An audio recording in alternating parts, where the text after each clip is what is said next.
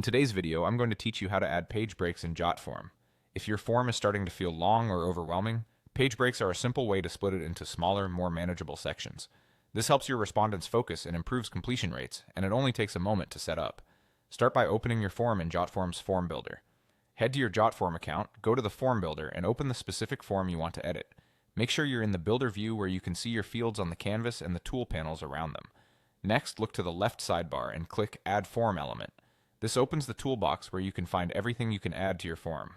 Confirm you're on the Basic tab. That's where the most commonly used elements live, and it's where you'll find what we need for this task. If you're on a different tab, just switch back to Basic before continuing. Now scroll through the Basic Elements list and find the Page Break field. You'll recognize it by an icon that looks like two horizontal lines with a dot. Click it once to add it to your form.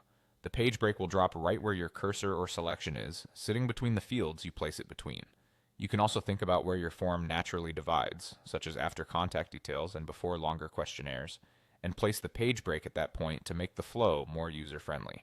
Once it's added, Jotform will automatically introduce paging controls, so respondents can move forward and back between sections. After the page break is in place, everything that appears below it will automatically move to the next page of your form.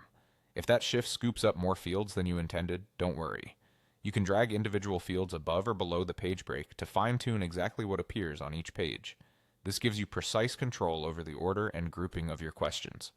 A helpful approach is to keep related questions together and aim for a balanced amount of content per page so your respondents aren't met with a wall of fields or, on the other hand, an empty page. That's all there is to it. By opening your form, accessing the basic elements, adding the page break field, and adjusting your fields around it, you can transform a long form into a clean, step-by-step experience that's easier to complete and easier to manage.